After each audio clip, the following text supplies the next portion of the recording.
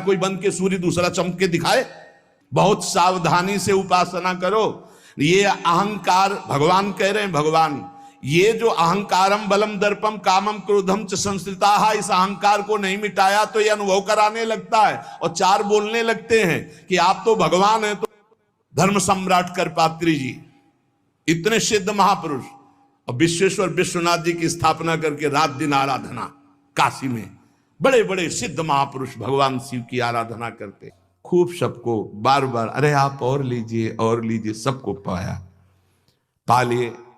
सब तो अपने अपने आसन पर विराजमान। हमारे की महाराज जी का निवास स्थान कहाँ है?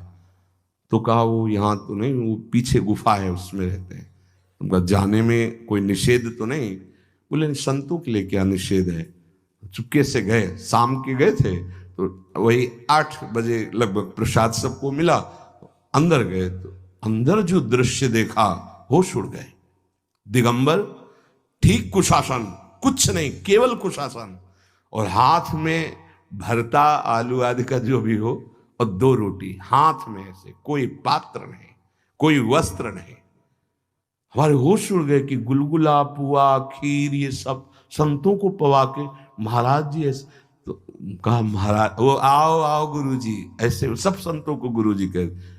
महाराज जी ये क्या, हम लोग तो जवान साधु हैं, आपने खीर पुआ और सब पवाया, आप 2 रोटी और भरता आप ऐसे।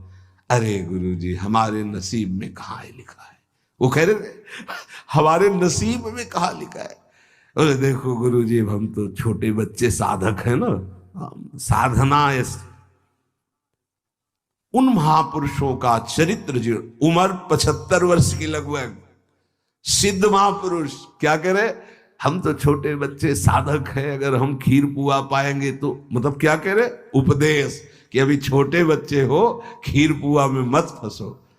पूरा जीवन भगवदानंद में तृप्त ऐसे महापुरुष, दैन्यता की मूर्ति, कोई पाखंड, कोई दंभ, कोई छुपाव, खुला उनका जीवन, किताब की तरह खुला पवित्र जीवन।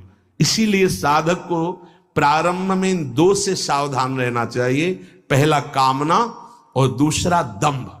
दंभ माने दिखावटीपना नहीं होना चाहिए किसी भी स्थिति, जैसे आप हैं।